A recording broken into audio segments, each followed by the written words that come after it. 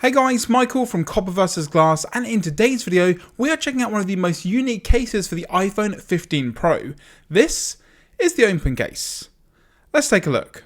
Now, just before we get into today's video, OpenCase were kind enough to send this over for the purpose of this review and first look. However, it is actually still a prototype design of the case itself, along with some of the accessories. So if you see some rough edges, some stuff that looks a little bit 3D printed, that's going to be why, but hopefully you're going to get the general idea of exactly what this case is good for.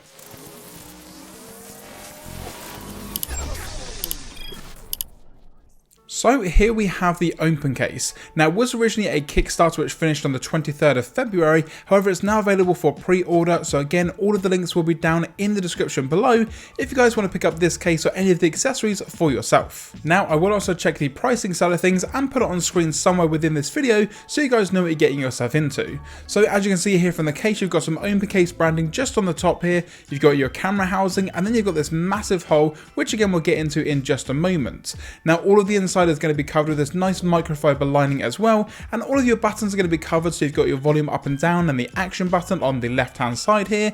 Power button is going to be exactly the same, fully covered as well, and then down the bottom you've got all of the ports and holes for everything that you're going to need for the USB Type-C and also the speaker side of things. So what is the OpenCase actually made for and why does it exist? Well, if you've ever used any sort of MagSafe accessory on the back of your iPhone, you're going to know that you're going to sometimes run into some trouble. So what I have here is the official Apple leather wallet for the iPhone, put it on the back of my iPhone 15 Pro, and yes, it stays on there with the magnets, it feels quite secure, but if you try and move it around from the bottom section, it does actually move quite a lot. Now, tons of cases and also accessories do have that alignment magnet in there, so it should keep things like this secure, but it doesn't always do the job. So hopefully with the OpenCase, with the housing as you can see here, it means that the actual accessories you're going to be using are kind of sunken into the back of the device. So as you can see here, we have the OpenCase wallet, you've got some branding on the front here, it does feel extremely nice and soft here with this kind of leather-like design, and some OpenCase branding on the back. You've got a slot there for your cards and also a place to get them out, much like on the Apple wallet as well.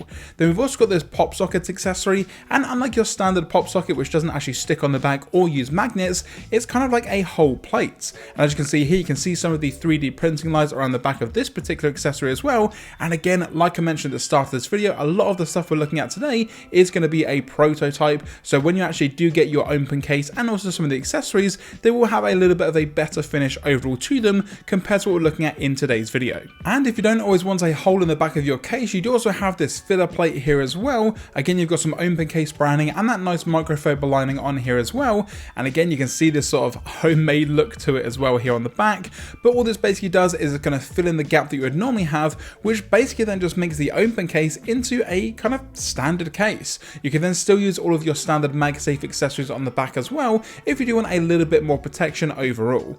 Now, in terms of the case itself, the fit and finish, while being a prototype, I have to say is extremely nice. It goes on there really well, and it also has a really nice secure fit to it, even considering the fact that the back of the case is of course open. So you do have a nice camera protection as well, so putting it back down you're not going to be scratching your cameras at all. The power button, as I mentioned, is completely enclosed, but it still feels very tactile even for this prototype. Of course, you've then got your volume up and down and the action button as well, so all of the buttons are going to be completely enclosed. Along the bottom you've got your cutout here for the USB-C port, which has plenty of space for a ton of different cables, and then of course you've got your speaker array at the bottom as well. And just in general guys, the case itself feels really nice. Again, around the edges and things and the actual parts that are actually on the case, it kind of has a nice lip to it as well, so if you're used to maybe kind of putting your finger under the camera housing for a little bit of extra support, you can also do that with this case while feeling the bare metal or the bare glass underneath the actual case itself. And in general, it just feels kind of pretty nice. It's also very light because again it does have this cutout at the back, but again if you do want to put in the filler plate, so I'm just going to put this one on just here, you can kind of get an understanding of exactly what this is going to do. The magnets themselves are also extremely strong, but as you can see here, yes, it's not the best cutout at the moment, but you can kind of get the general idea in regards to if you do want to cover up this open back, you can kind of accessorize it with maybe different colors and finishes to kind of get that overall standard case feel. Now yes, you can still use it with your normal MagSafe accessories, so again putting the Apple leather wallet on the back here, but one thing that I would say is because it is magnets on magnets, if you sometimes take off an accessory, the back plate will sometimes come off, but you can actually then just slide it off to the side if you need to. So if you are using the standard back plate, you are going to still have that issue of your MagSafe accessories sometimes sliding off, But that's not the main purpose, I don't think, for the OpenCase. It's using it with these other accessories that you can get hold of as well. So again, if we put in the OpenCase wallet in the back here, not only does it look really nice with this black on black design, you can get access to your cards, you can take it off, do everything that you need to do, but the main thing about it is, as you can see here, this wallet is not going anywhere. It's not going to be sliding off from left to right, and it's not going to be moving around all that much. And again, yes, the fit isn't maybe as precise as it could be, it does still wobble, but the main thing here is it's not going to be falling off anytime soon. What this also does is, because the accessories that you're using are actually in the actual case itself, it also doesn't add that much thickness to the overall case or the phone that you're going to be using. So again, definitely something to keep in mind. If you're using a thicker case and then you put a wallet on the back, it's definitely going to take up a lot more room than what you have here with the OpenCase. And then moving on to the next accessory, and this one actually fits a little bit better, but this is that Popsocket one that I mentioned beforehand.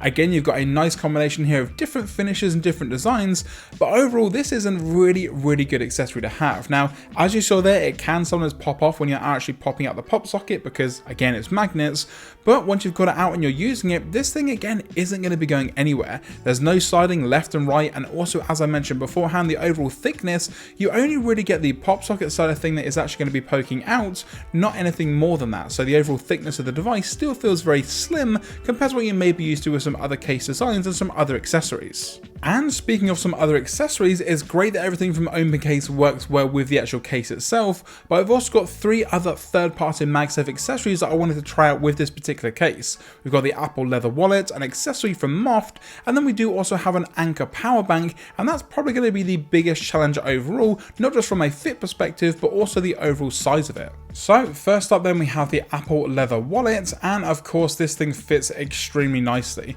Now OpenCase have actually designed this particular case with Apple accessories in mind when it comes to some of the third-party accessories, although you can use some from other manufacturers as well.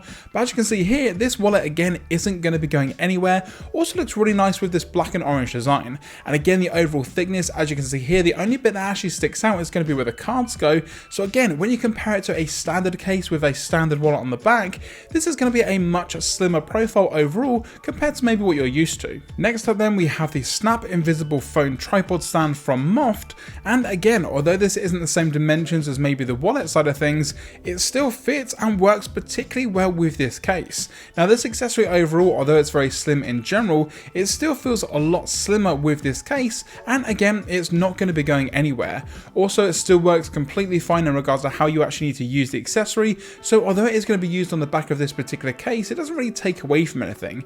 Now yes, you can technically use it in landscape mode as well, but because of the edge of the case, it does mean the magnets aren't maybe as secure as they normally would be, so that's definitely something to keep in mind. You kind of have to put it in there and see how that's going to work over time, but this I think is mainly for those more vertical accessories compared to trying to put your phone in landscape mode. And just quickly with the Anker power bank, I just want to show you guys exactly how this fits on the iPhone without a case on there. Because it is a bigger power bank and the phone is not the max version, the actual power bank itself does stick down slightly from the bottom of the phone itself. Now of course, when you actually use the magnetic side of things in regards to the stand side of things with this battery pack, it works fine, no problems whatsoever at all. So again, when we actually put it into the case and then see how that's going to work, if it doesn't necessarily look like it's the right size, then that's just the size of the power bank.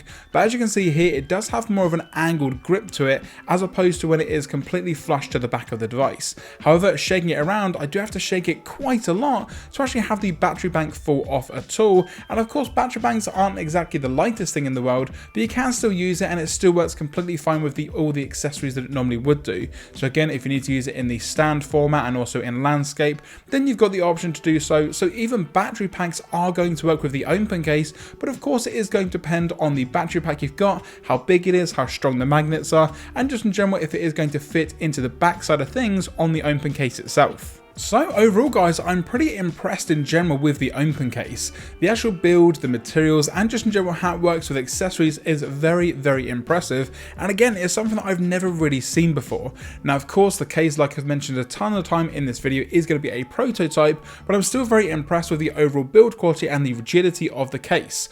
Because you don't have that sort of middle section in the back here, I expected it to be a lot more flimsy and not really go on the phone very well, but I was actually kind of wrong. The OpenCase branding looks looks really nice, the overall fit and finish looks really nice, and I think that in general it does have a nice overall feel to it, even if you don't have anything on the back at all and you do want to feel the more sort of cold industrial design of your iPhone while it's still being protected. This is actually a pretty good option overall. And just quickly before I forget, it does also have a lay on the table design, which is pretty good, so even if you're going to be using it with a screen protector, you don't have to worry about putting your phone face down. And that's going to do it, guys, on this first look at the OpenCase for the iPhone 15 Pro.